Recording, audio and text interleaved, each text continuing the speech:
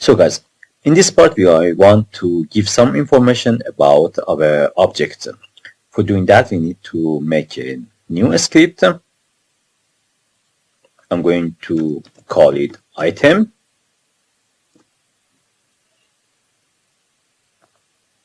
So now let's click on that. Here I don't need a start and update because we want it as a scriptable object. So let's remove this part as well. And instead I'm going to use a scriptable object. Now we need some data for our object. So first we want to check if this object is grabbable or not. So public bool.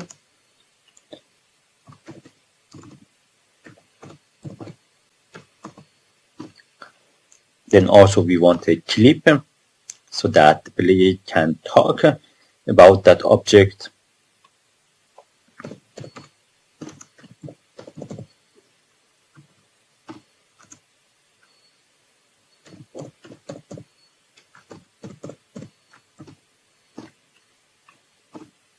Then also we want a text. So when the players start, we want a subtitle for our voice.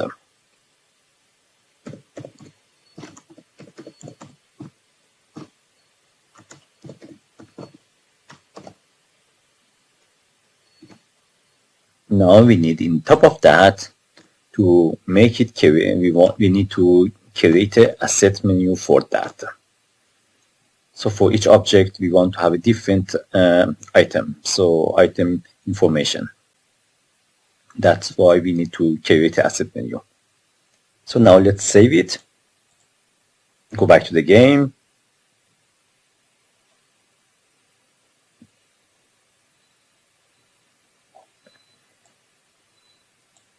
let's close this part.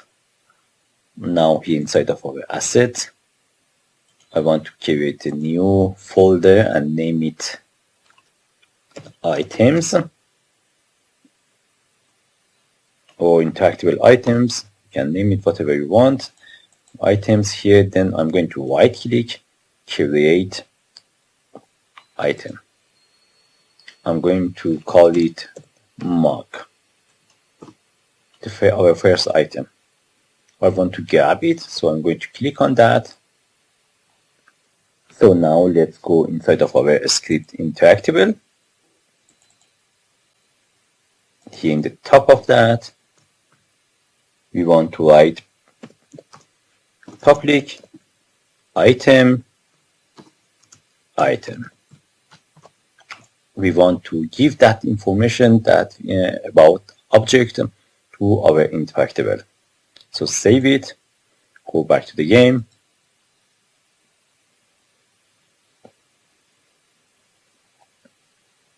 If I'm going to click on mark, as you see here, now we have the item.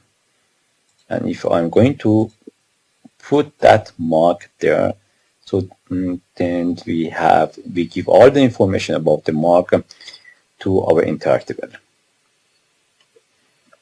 So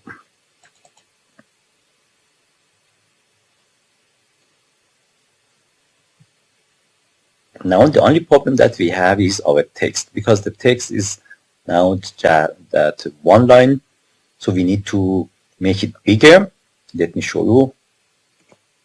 Here, as you see, the text is that, so when I just write a lot of word, so when we want to edit it, it's really become hard to do that. So to avoid that, I want to just do a small change in our script. So here inside of our items, I'm going to use the text area, parentheses, we want 3 or 4 lines, so, and 1. And that means we want the minimum line is 4 and the maximum line is 1. So now let's show you. As you see now, here we have a bigger one, so we can write a lot of words and we can see what we are writing there. So now let's put the audio click. I think here I make a mug. As you see here, a mug. Who does this belong to? So we have this sound that we want to put it for our mug.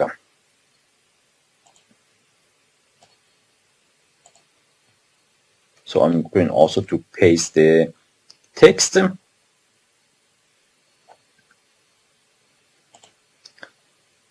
So now let's go inside of our script again. Play interaction. Here on the interactable, I want to write if.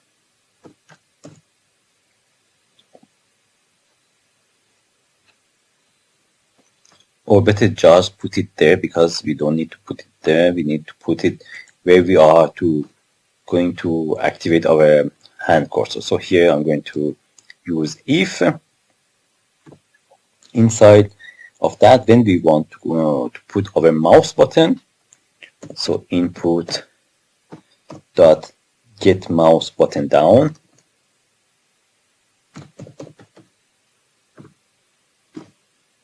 And which button we want? The 0.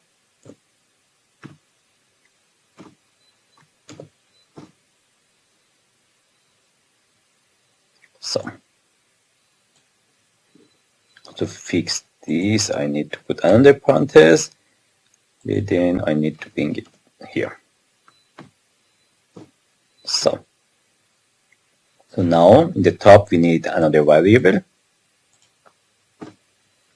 Here private interactable.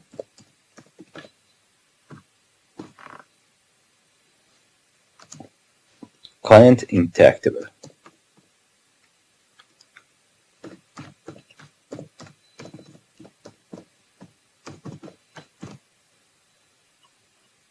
So now down here we can say, so current interactable is equal to interactable. So now that we define our interactable, that means here we are going to say our script. That means here our, let's change it to big I. So here our current interactable is that interactable.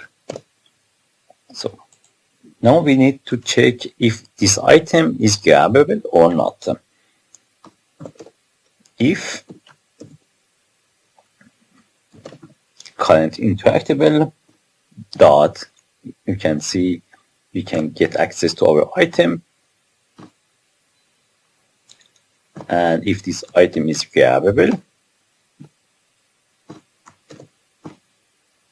But before we fill that part, we need another two variable, because we want to grab that item and bring it near to the camera and then turn it. So here we need to have the private vector3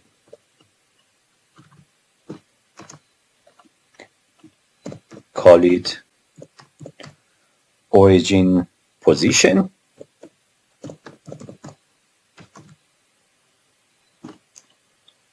and this time we need a quaternion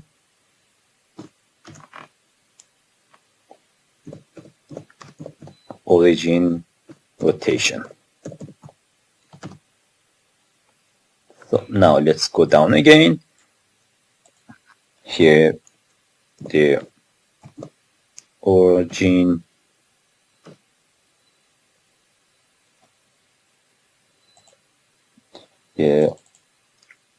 position is equal to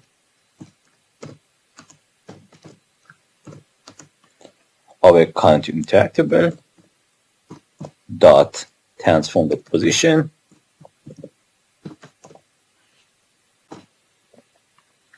then origin notation is equal to our interactable object. So current interactable dot transform dot rotation. Now let's go back in the top again to add another variable, and that variable is that if we are viewing that object or not. So I'm going to use pivot bool is viewing. So now here we are going to say is viewing is equal to true.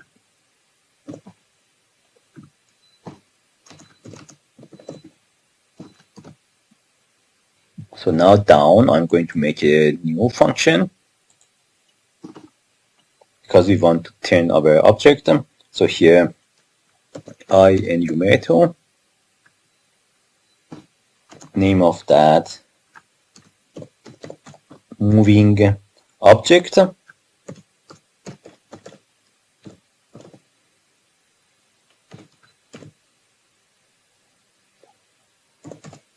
Then our interactable,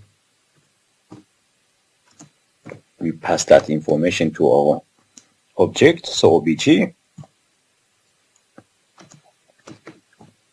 vector3 position.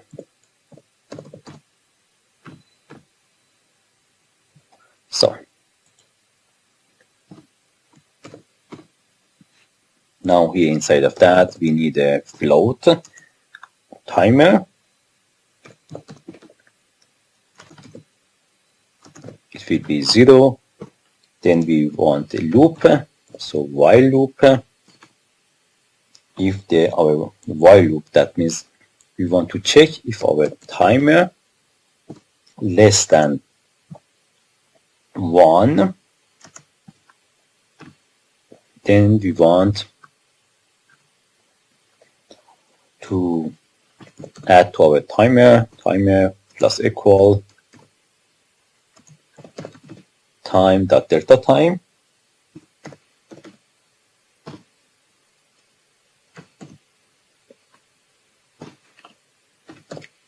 Here yield return null.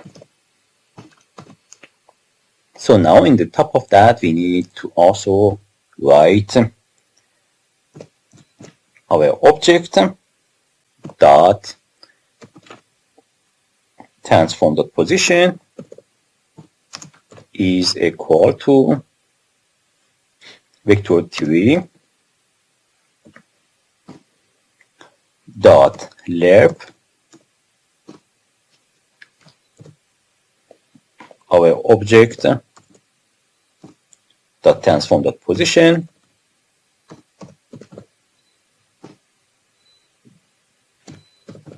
then our position and depend to our time delta time,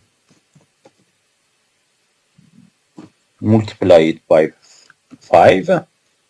We want to move the our object. So now here under that we need also to write object dot transform dot position is equal to the position.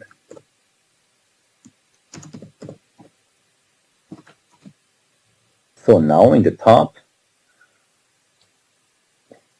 we need a position for our camera where we can see the object. So here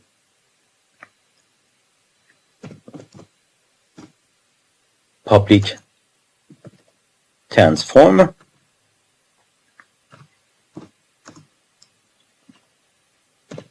call it object viewer. So now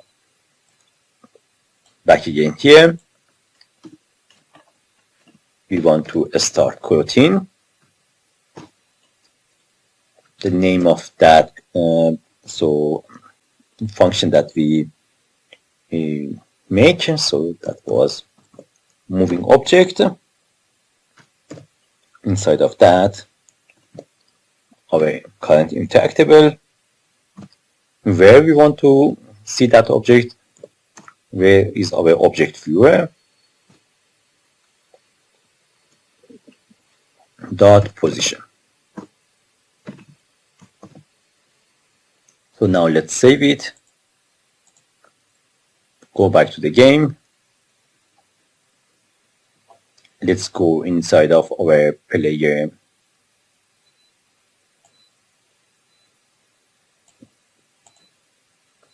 as you see here, we have an object viewer. So when you are going to open it, first person object, we have the object viewer here. Going to put it there, because when I'm going to, so where is, we can see that there's our camera, and in front of that is our object viewer. So now let's test it.